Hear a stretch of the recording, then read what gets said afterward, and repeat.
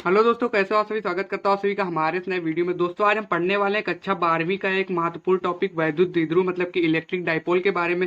और साथ ही हम यहाँ पर पढ़ने वाले वैद्युत द्विध्रुव आघूर्ण इलेक्ट्रिक डाइपोल मूवमेंट के बारे में। इन दोनों में फर्क क्या होता है ये तो हम यहाँ पर आज सभी को हम बताने वाले हैं। सबसे पहले हम यहाँ पे आप सभी को बता देते हैं कि इलेक्ट्रिक डाइपोल मतलब कि वैद्युत द्विध्रुव क्या होता है, ठीक है ना, वैद्युत द्विध्रुव के बारे में। उसके बाद हम उसके आघूर्ण के बारे में पढ़ लेंगे। तो देखो, इलेक्ट्रिक डाइपोल क्या होता है, जैसे कि कोई दो आवेश वाली विपरीत दिशा में, मतलब कि ये जो जैसे कि दो यहाँ पे हमारे कोई पिंड है, ठीक है ना, इस पर जो है आवेश क्यू है, ठीक है ना, इस पर क्यू आवेश है, इस पर भी आवेश क्यू, मतलब कि इस पर जो दोनों पर आवेश होगा, अगर टू क्यू है तो टू क्यू इस पर भी होगा, ठीक है ना, अगर थ्री क्यू है तो थ्री क्यू इस पर भी होगा। पर इन दोनों में फर्क क्या होगा, इन दोनों में आवेश में एक अगर प्लस का है तो एक माइनस का होगा, एक पॉजिटिव है तो दूसरा निगेटिव का होता है, अगर ये निगेटिव है तो दूसरा पॉजिटिव है। तो विपरीत मतलब कि विपरीत जो इनका आवेश है ये विपरीत होता है, ठीक है ना। और पर जो इसका परिमाण होता है वो हमारा बराबर होता है।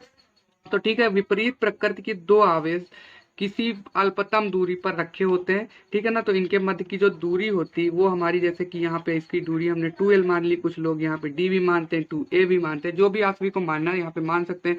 तो यहाँ पे जैसे अल्पतम दूरी हमने यहाँ पर 2l मान ली, ठीक है ना। तो यहाँ पे ये जो हमारा पूरा बनके तैयार होता है इसको ही हम बोलते हैं वैद्युत द्विध्रुव आघूर्ण, ठीक है ना। इस पर दोनों पर चार्ज बराबर होता है बट विपरीत होता है, ठीक है ना। परिमाण जो बराबर होता है, इस पर अगर 2 है तो इस पर 2 होगा, बस इस पर पॉजिटिव है तो इस पर निगेटिव होगा, ये होता है। तो ठीक है, इसी को हमने यहाँ पर बना के लिख रखा है, ठीक है ना। तो दोस्तों इसी को हमने यहाँ पर लिख रखा है, जैसे कि यहाँ पे आप सभी परिभाषा देख सकते हैं।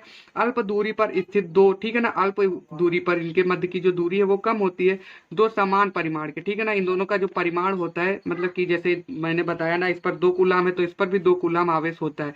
कि विजातीय जाति मतलब कि आप सभी समझ सकते हैं, अगर एक पॉजिटिव तो एक निगेटिव होता है, ठीक है ना। तो अल्पतम दूरी पर स्थित दो समान परिमाण के विजातीय आवेशों के निकाय को वैद्युत द्विध्रुव कहते हैं, ठीक है ना। इसी से जो हमारा बनके तैयार होता है वो हमारा वैद्युत द्विध्रुव होता है। उसको यहाँ पे जो आप सभी थोड़ी चीज और देख सकते हैं, दोनों आवेशों के बीच की दूरी को वैद्युत द्विध्रुव की लंबाई कहते हैं। अगर द्विध्रुव की लंबाई पूछे तो इसके बीच की जो दूरी होती है, आप सभी जैसे मानते हैं 2l मैंने माना है, तो इस दूरी को जो है हम वैद्युत द्विध्रुव की लंबाई कहते हैं, ठीक है ना। दोनों आवेशों के मिलाने वाली रेखा को वैद्युत द्विध्रुव अक्ष कहते हैं। अभी जो रेखा है जिसके जरिए दोनों आवेश मिले हुए हैं तो इसको हम वैद्युत द्विध्रुव अक्ष कहते हैं। उसके बाद चलिए हम पढ़ते हैं वैद्युत द्विध्रुव आघूर्ण क्या होता है, इलेक्ट्रिक डाइपोल मोमेंट क्या होता है, ठीक है ना। तो यहाँ पे हमने पहले परिभाषा लिख रखी है, आप सभी देख लीजिए। वैद्युत द्विध्रुव के किसी आवेश और वैद्युत द्विध्रुव के लंबाई के गुणनफल को उसका वैद्युत द्विध्रुव आघूर्ण कहते हैं, ठीक है ना। तो मतलब किसी भी एक आवेश, ठीक है ना, इस पर जैसे 2 कूलाम है या इस पर हमने कूलाम, मतलब कि जो दोनों आवेश है एक एक लेना है इसमें से। इसमें हम चार्ज नहीं देखते कौन सा पॉजिटिव है निगेटिव, क्योंकि परिमाण में बराबर है तो हम यहाँ उसके कूलाम को लेते हैं, मतलब कि उस पर कितने कूलाम आवेश है इस चीज को हम लेते हैं।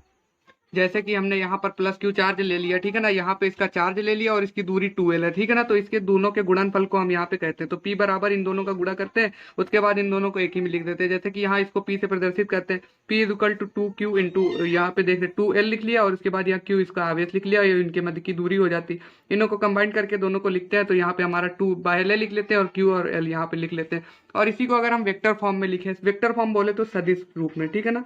यहाँ पे इसका सदिश रूप क्या होता है ये भी आप सभी से पूछ लिया जाता है। तो सदिश रूप मतलब कि पी सदिश, ठीक है ना, पी सदिश या इसको पी वेक्टर भी बोल सकते हैं, इज इक्वल टू हमारा हो जाता है 2ql और यहाँ पे पी कैप हो जाता है, ठीक है ना। पी का इकाई सदिश भी इसको बोलते हैं, ठीक है ना। तो ये हमारा जो है इसका सदिश रूप हो जाता है। अदरवाइज आप सभी यहाँ पे इसका सूत्र समझ सकते हैं, ये हमारा सूत्र होता है, ठीक है ना, P is equal to 2ql। अब वैद्युत द्विध्रुव का एक सदिश राशि है, ठीक है ना, जैसे कि मैंने बताया ये एक सदिश राशि है, ठीक है ना। इसका मतलब कि इसकी दिशा होती है, इसकी दिशा ऋण आवेश से धनावेश की होती है। उसके बाद इसका एसआई मात्रक कूलाम मीटर होता है, ठीक है ना। इसको कूलाम मीटर में, जैसे कि इसको हम देख सकते हैं, यहाँ पे दो चीजें होती है ना। यहाँ पे एक इसका आवेश होता है, मतलब इसको कूलाम में लिखते हैं, इंटू यहाँ पे जो लंबाई होती है इसको मीटर में लिखते हैं, तो कूलाम मीटर यहाँ होता है, आप सभी समझ चुके होंगे, ठीक है ना। अब इसकी हम विमा को निकाल लेते हैं, जैसे कि यहाँ कूलाम को मतलब कूलाम की आवेश, ये आवेश हो गया, ठीक है ना, इतने कूलाम आवेश होता है। तो कूलाम काहे का मात्रक आवेश का, तो आवेश की विमा हम लिख लेंगे AT होती है। अगर आप सभी को विमा निकालना नहीं आता तो वीडियो में की जो हमने बना रखी है वो आप सभी जाके देख लीजिएगा, उसकी लिंक आप सभी को डिस्क्रिप्शन बॉक्स में मिल जाएगी। उसके बाद हमने यहाँ पे कूलाम मतलब कि यहाँ पे हमने आवेश की विमा लिख ली। उसके बाद यहाँ मीटर को हम विमा के रूप में कैसे लिखते हैं, ठीक है ना, जो हमारा मीटर होता है इसको हम L से लिखते हैं, ठीक है ना। मीटर की विमा मतलब कि दूरी की विमा या लंबाई की विमा हम L से लिखते हैं, तो हमारा ये हो गया। अब यहाँ हम इसको हम एक ही में करके लिख लेंगे, ठीक है ना। ये हमारा A हो गया, ये T हो गया, ये एल हो गया। ये ऐसे भी लिख सकते हैं या फिर आप सभी ऐसे लिख सकते हैं, एम आप सभी का है नहीं तो M0 लिख सकते हैं, ए टी और एल, ये हमारी इसकी विमा हो गई। दोस्तों आशा करता हूँ वीडियो आप सभी को पसंद आएगा। अगर पसंद आया होगा तो वीडियो को लाइक करके चैनल को सब्सक्राइब करना बिल्कुल भी मत भूलिएगा।